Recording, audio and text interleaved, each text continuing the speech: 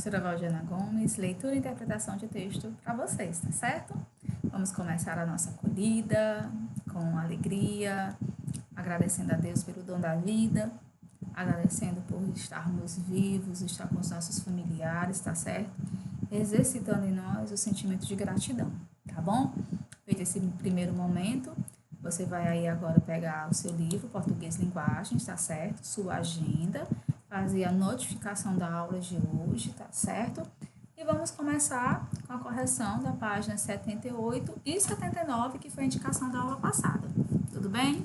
Podemos começar? Vamos começar, Emily? Quer começar a leitura? Então, vamos lá. Compreensão e interpretação, página 78. Primeira. Os 3 primeiros parágrafos formam a introdução do conto lido. Neles são apresentadas as características da personagem da história. Ele está te afirmando. A. Quais são as personagens principais da história? A narradora e a menina, filha do dono de livraria. Muito triste, né? Que ela queria o livro emprestado. B. Como é feita a caracterização das personagens de modo superficial ou de modo minucioso, aprofundado? De modo minucioso, aprofundado, detalhe por detalhe, né? Você pode perceber isso na leitura. Que aspectos dessas personagens são ressaltados? Olha aí, ó. Gorda, sardenta, de cabelos excessivamente crespos, arruivados, tinha um busto enorme, né? A narradora, né, como as outras meninas, era bonitinha, esguia, altinha, de cabelos livres, né? A primeira não devia dar valor aos livros, a segunda ansiava por eles. Era devoradora de histórias. Né? Embora a filha do dono de livraria não tivesse muitas qualidades, algo a fazia parecer superior aos olhos da narradora. O que era? O fato de o pai ser dono de livraria. Por isso possibilitava a ela ter acesso aos livros que quisesse. Terceira. Observe esses trechos do texto. Mas que talento tinha para a crueldade?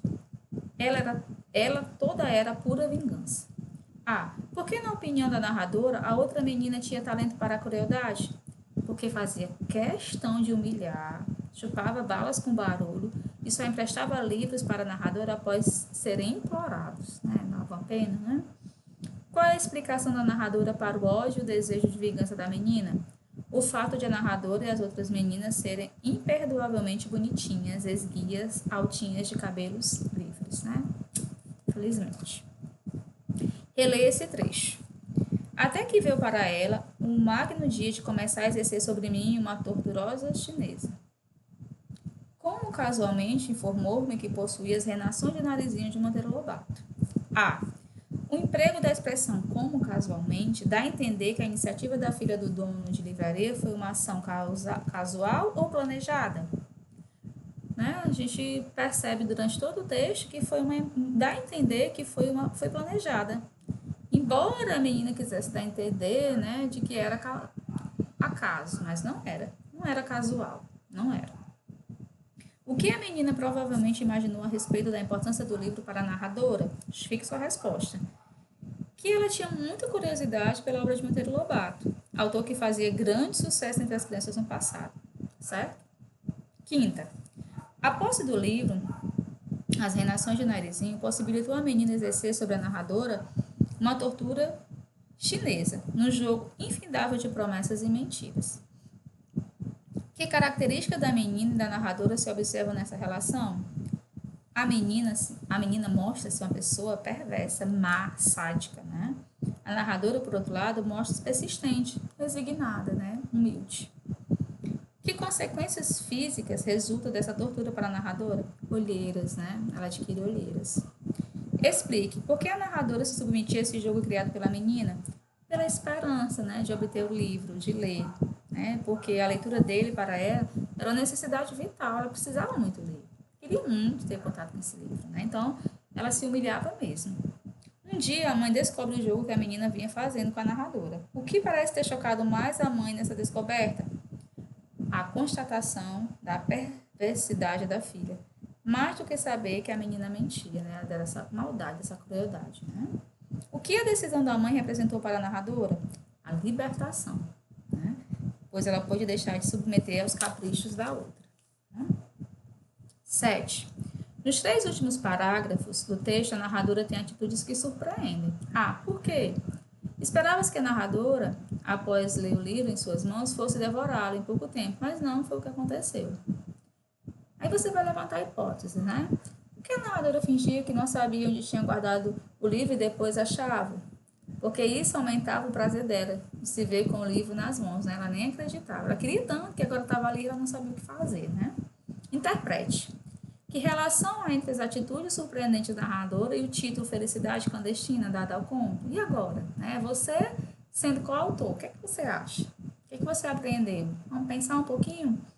Então, a gente pode abrir, né, o pensamento inicial de que a felicidade para a narradora foi ter acesso àquele livro. Mas para ela, o prazer maior estava no fato de ter em mãos um livro proibido, impossível, difícil de ter sido, né, quase inacessível.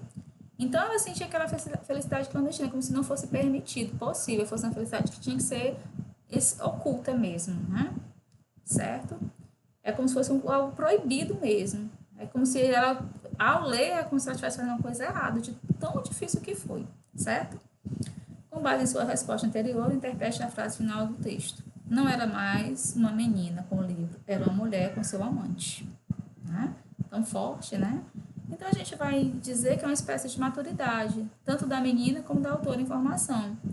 Com essa experiência, a menina se tornava mulher, né? Portanto, uma pessoa mais madura, mais preparada para a vida.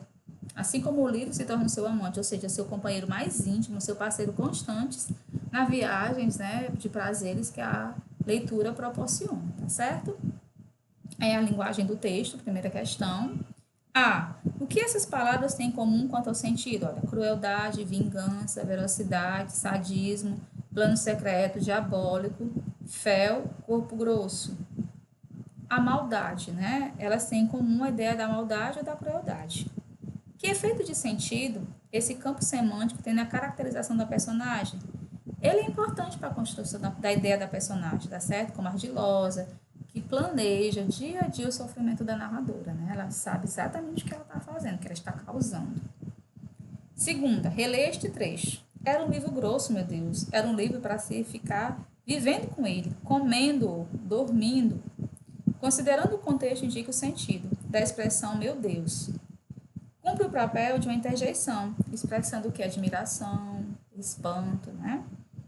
Das expressões comendo e dormindo, eles vão entender que a personagem era apaixonada pelo livro e gostaria de tê-lo consigo o tempo todo, durante as refeições, na cama, nos sonhos, fiel companheiro mesmo. Os textos de Clarice Lispector têm geralmente um estilo surpreendente, com imagens fortes, construída muitas vezes a partir de antíteses, né, sentido contrário. Observe as imagens destacadas nos trechos a seguir e explique o sentido que elas apresentam no contexto em que foram empregadas no conto lido. O plano secreto da filha do dono da livraria era tranquilo e diabólico. Plano tranquilo e diabólico. Plano elaborado com calma e estratégia. Meu peito estava quente, meu coração pensativo. Peito quente e coração pensativo. Estado emocionado de não saber ainda o que fazer e como fazer. Certo? Então, essa foi a nossa correção.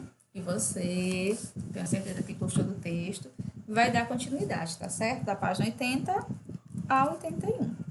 Tudo bem? A gente volta na próxima aula com a correção. Hoje aí do seu livro, tá certo? Faça a sua agenda, resolva a sua atividade. Espero que vocês tenham gostado da aula de hoje e até a próxima aula.